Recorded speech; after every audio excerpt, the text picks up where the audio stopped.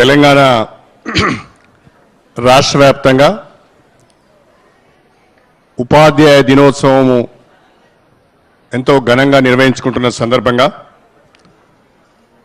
ఈరోజు రవీంద్ర భారతిలో నిర్వహించుకుంటున్న ఈ గురు పూజోత్సవ కార్యక్రమానికి అధ్యక్షత వహిస్తున్న కమిషనర్ ఇంటర్మీడియట్ ఎడ్యుకేషన్ పెద్దలు డాక్టర్ అశోక్ గారు, గౌరవనీయులు ప్రత్యేకంగా ఉపాధ్యాయ దినోత్సవంలో పాల్గొనాలని ఈరోజు ఉదయమే ఢిల్లీ నుంచి హైదరాబాద్కు వచ్చిన పెద్దలు కేంద్ర మంత్రివర్యులు బండారు దత్తాత్రేయ గారు, గౌరవనీయులు పెద్దలు విద్య పట్ల, విద్యా వ్యాప్తి పట్ల, ఉపాధ్యాయ సమస్యల పట్ల పరిపూర్ణమైన అవగాహన కలిగిన పార్లమెంట్ సభ్యులు డాక్టర్ కేశవరావు గారు,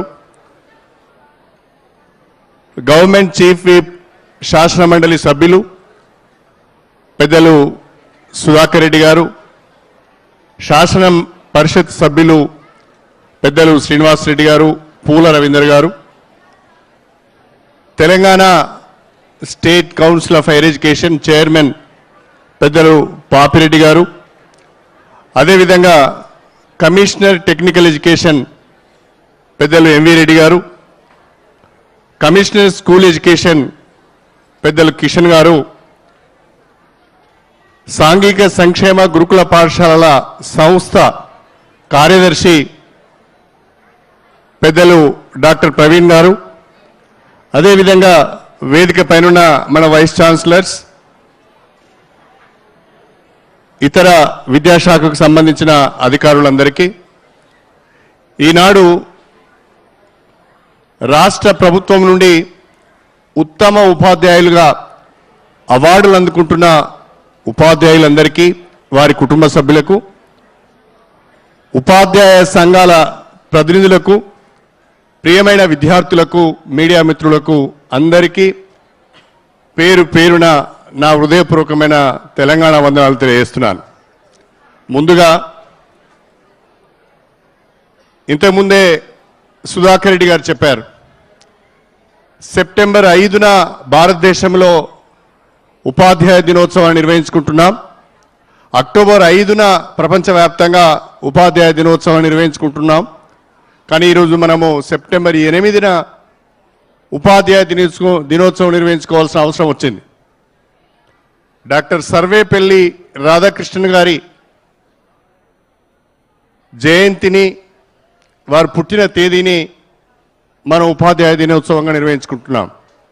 5వ తారీఖు సెలవు రావడం, వినాయక చవితి రావడం, ఉపాధ్యాయ సంఘాలు, ఉపాధ్యాయులు కూడా కొంతమంది పండుగ రోజు కాకుండా మరొక రోజు ఈ యొక్క కార్యక్రమాన్ని నిర్వహిస్తే బాగుంటుందని సలహాలు, సూచనలు ఇవ్వడం వలన వరల్డ్ లిటరసీ డే, ప్రపంచ అక్షరాస్యత దినం ఈ రోజును కోయిన్సైడ్ చేస్తూ ఈరోజు ఉపాధ్యాయ దినోత్సవం నిర్వహించుకుంటే బాగుంటుంది అని ఆలోచించి సెప్టెంబర్ 5న తెలంగాణ రాష్ట్ర వ్యాప్తంగా మనము ఉపాధ్యాయ దినోత్సవం నిర్వహించుకుంటున్నాం.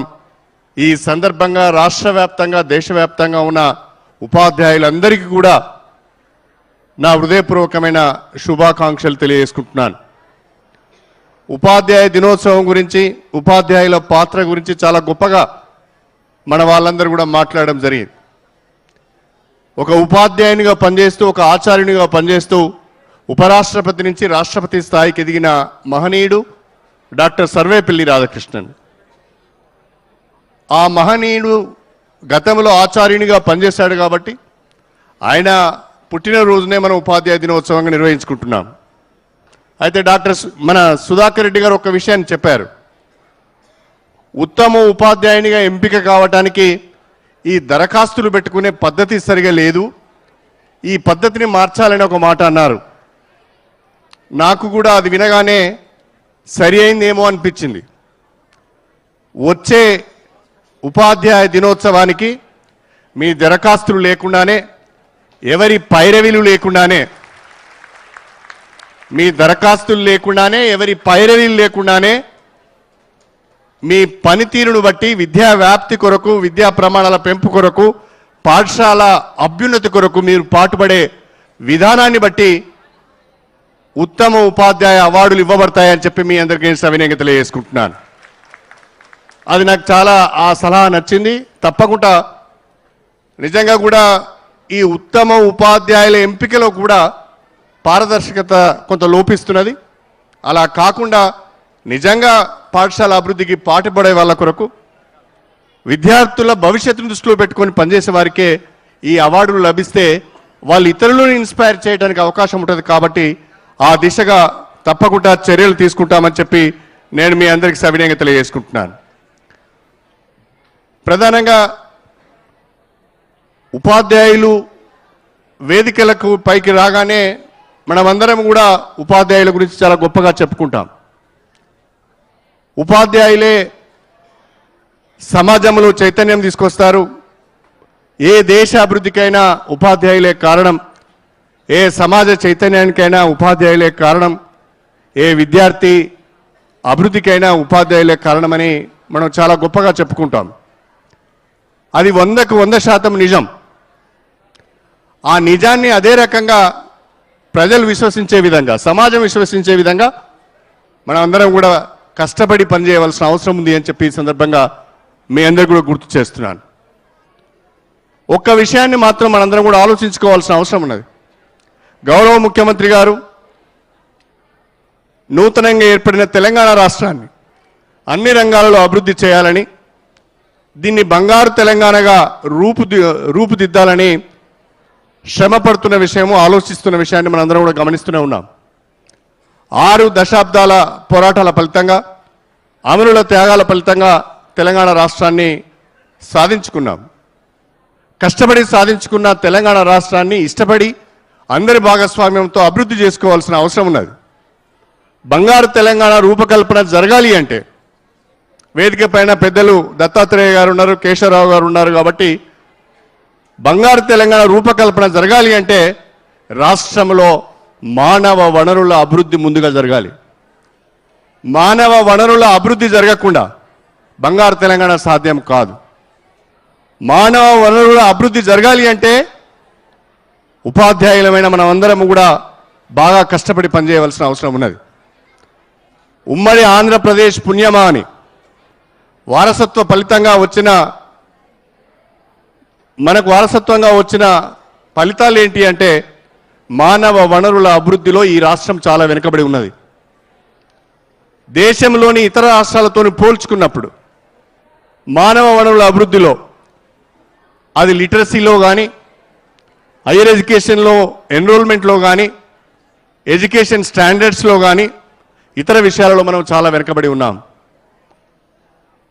ఆ మానవ వనరుల అభివృద్ధి జరగాలి అంటే మనము తెలంగాణ రాష్ట్రంలో ఎక్కడెక్కడ ఏ రకమైన లోపాలు ఉన్నాయో వాటన్నిటి కూడా సరి చేసుకొని ముందుకు వెళ్ళవలసిన అవసరం ఉంది అని చెప్పి మీ అందరికీ సవినయంగా తెలియజేసుకుంటున్నాం. ఆ మానవ వనరుల అభివృద్ధిలో మనందరం భాగస్వాములు అయినప్పుడే, దాని కొరకు మనందరం చిత్తశుద్ధితో కృషి చేసినప్పుడే డాక్టర్ సర్వేపల్లి రాధాకృష్ణన్ గారికి నిజమైన నివాళి అర్పించిన వాళ్ళం అవుతాం. ఉపాధ్యాయ దినోత్సవాన్ని ఘనంగా నిర్వహించుకునే సంతృప్తి కూడా మనకు మిగులుతుంది అని చెప్పి ఈ సందర్భంగా మీ అందరికీ సవినయంగా తెలియజేసుకుంటున్నాను. అనేక కారణాల వలన ప్రభుత్వ విద్యా సంస్థల పట్ల, అవి పాఠశాలలు కానీ కళాశాలలు కానీ, ప్రభుత్వ విద్యా సంస్థల పట్ల ప్రజల్లో కొంత నమ్మకం సన్నగిల్లుతున్నది. కూలీనాలు చేసుకునే వాళ్ళు, చిన్నకారు రైతులు సైతము వాళ్ళ పిల్లలకు మెరుగైన విద్య అందాలి అనే ఒక తపనతో, ఒక ఆలోచనతో వాళ్ళు ప్రైవేట్ పాఠశాలలకు పంపిస్తున్నారు. అప్పు అయినా చేసి పిల్లలను ప్రైవేట్ బళ్ళలో చదివించుకునే ప్రయత్నం చేస్తున్నారు. దానికి కారణాలు ఏంటో కూడా మనం ఆలోచించవలసిన అవసరం ఉన్నది. నాకు తెలిసి మా ఉపాధ్యాయ సంఘాలన్నీ కూడా నాతో ఏకీభవిస్తాయి. నాకు తెలిసి మన ప్రభుత్వ పాఠశాలల్లో ఉన్న ఇన్ఫ్రాస్ట్రక్చర్ చాలా ప్రైవేట్ బళ్ళలో లేదు. నా ప్రభుత్వ బళ్ళల్లో ఉన్న క్వాలిఫైడ్ టీచర్స్ ప్రైవేట్ బళ్ళల్లో లేరు. అయినా మనం ఎందుకు ఫలితాలు సాధించలేకపోతున్నామన్నది ఒకసారి ఆలోచించుకోవాల్సిన అవసరం ఉన్నది. ప్రజలు ఎందుకు ఈ రకంగా ఆలోచిస్తున్నారని విశ్లేషణ చేసినప్పుడు, ఒక అధ్యయనం చేసినప్పుడు 3 ముఖ్యమైన విషయాలు నా దృష్టికి వచ్చాయి. ప్రభుత్వ బడుల మీద నమ్మకం ఎందుకు సన్నగిల్లుతున్నదనే అధ్యయనం చేసినప్పుడు 3 కారణాలు నా దృష్టికి వచ్చాయి.